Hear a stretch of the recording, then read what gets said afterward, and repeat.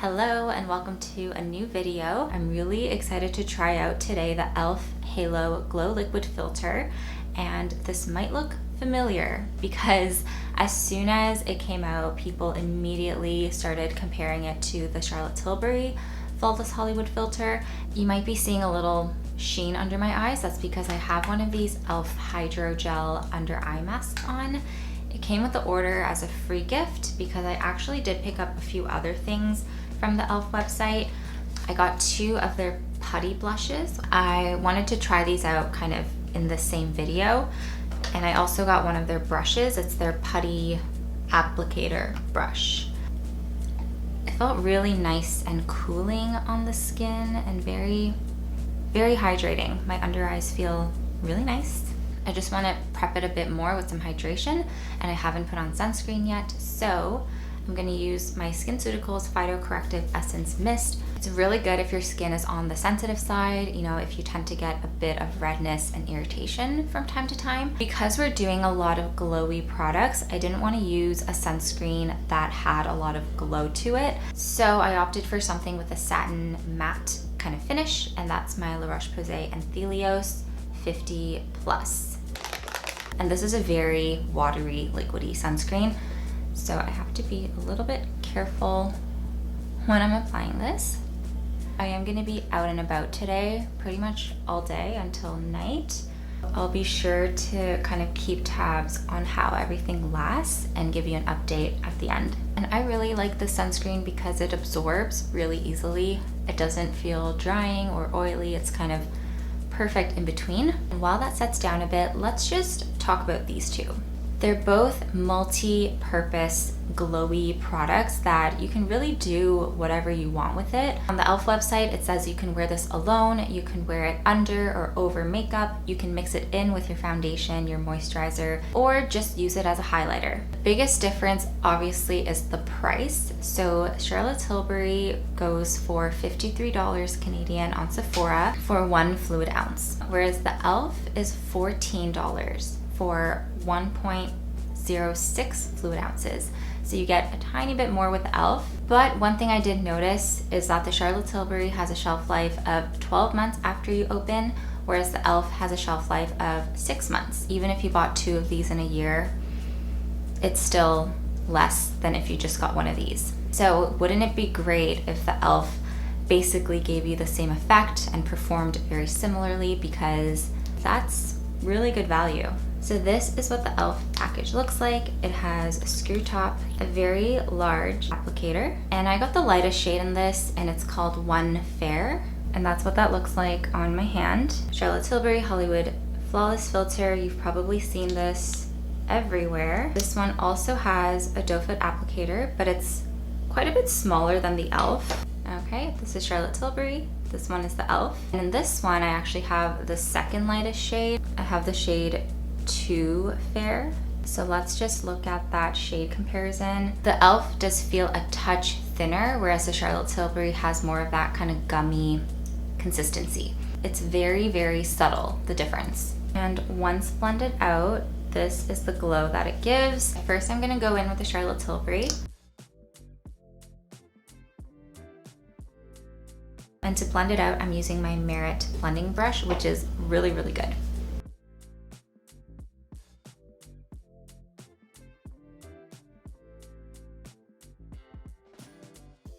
There is the Charlotte Tilbury blended in, and immediately you can see this like very pearlescent, luminous sheen. It just kind of makes your skin look really like metallic almost, not in a bad way. I like it now that my active acne has kind of calmed down. All that's really left is some texture and scars, but I think if I had active acne, I wouldn't really gravitate towards a product like this because it is so luminous and gives you a sheen, and it might accentuate bumps and, you know, dry flakes, all the things that come with having active acne that's in different stages of healing. Now I'm gonna wipe off this brush, all clean, going in with the new e.l.f. Liquid Glow.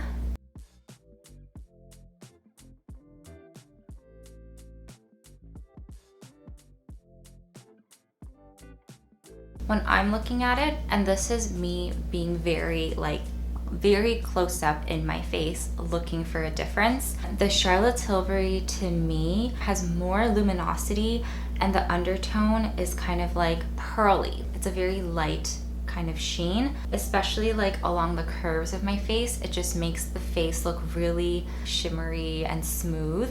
The e.l.f., it also gives that sheen as you move into the light, but it's a bit more muted on me. It doesn't catch the light in quite the same way, but it does give a very, very similar effect.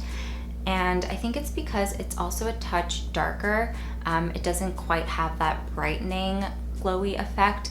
It's more just like seamless with my natural skin tone, which actually might be good if you're just using this alone as a base or as just like your only complexion product. Both of these have kind of a blurring effect, so my little acne scars around my cheeks and on my forehead, it does blur that really nicely. But again, this is me really nitpicking. If you were just looking at me from like a reasonable distance, I think the difference is probably not noticeable at all. So the real test might just be how it wears throughout the day. It's really hot and humid today, and I'm gonna be outside quite a bit. Right now, I am gonna do the rest of my makeup, including using those new e.l.f. Putty Blushes. I'm gonna take the Anastasia Beverly Hills Brow Definer in dark brown. I'm gonna take my NARS Radiant Creamy Concealer, one of my favorites. And there are some areas that I want a bit more brightness, so I'm gonna go in with my Rare Beauty Concealer in the shade 170W.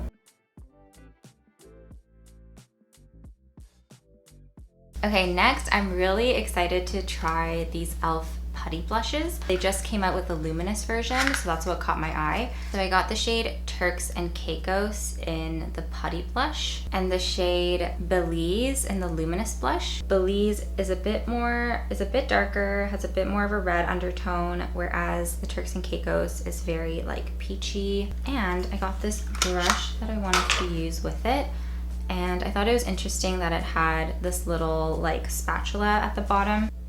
I just basically kind of scratched off a little bit of the product. I'm gonna put it on the back of my hand. On the bottom we have Turks and Caicos, and up top we have the shade Belize. Turks and Caicos first, and just kind of put it as my main blush. That little dollop was kind of enough for one cheek. It's not super pigmented, like it does sheer out nicely, which is good. I think it makes it just a bit easier to work with, a bit more beginner friendly. A second layer to see how it builds up. And this brush, by the way, is really good for cream blush. That's my conclusion.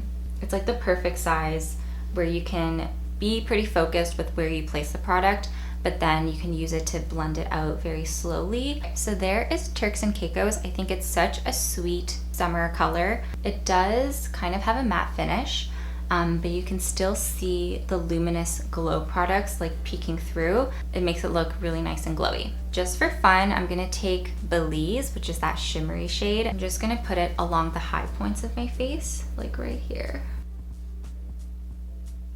And then my most crucial step when I'm using any sort of blush product is taking the brush that I used for my concealer and just feathering out the edges.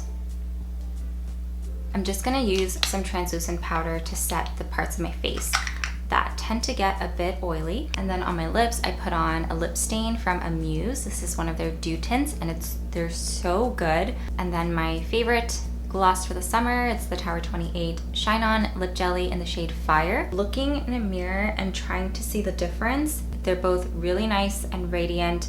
Neither of these products feel heavy on the skin, but we'll see if that changes as the day goes on, especially as I'm outside in the heat. And honestly, for the price difference, I think it's a no-brainer. e.l.f. is a great substitute or dupe for the Charlotte Tilbury filter, especially if you're not really sure if you like that super glossy, shiny, kind of metallic highlight. I think the e.l.f. is a great way to test this kind of product for yourself. With my Charlotte Tilbury, like I'm very selective on which days I'm using it. There's this sort of like anxiety with it because it's so expensive. Whereas with the e.l.f., it's less than 3 times the price of the Charlotte Tilbury.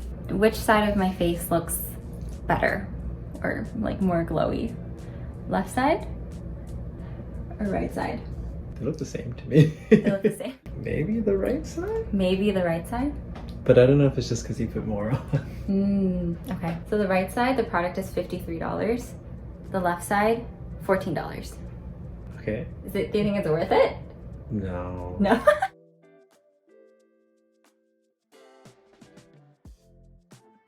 But I find the Charlotte Tilbury actually like moved around a lot more, especially when I started to sweat and it was really hot outside. You can see like the mark from my sunglasses on my cheek there. I don't really see that with the e.l.f. side. I did have to blot quite a bit near the middle of the day. Very glowy, dewy products. Do break up just a bit more in hot, humid weather. These were no exceptions. Glow-wise, they are quite similar. I wonder if the e.l.f. one is actually better for like combination to oily skin, whereas the Charlotte Tilbury might be better if you have like dry to normal skin. When I run out of these, I think I'm more likely to repurchase the e.l.f. one. I hope this was helpful if you're trying to see if the e.l.f. could be a dupe or if the lightest shade would work for you.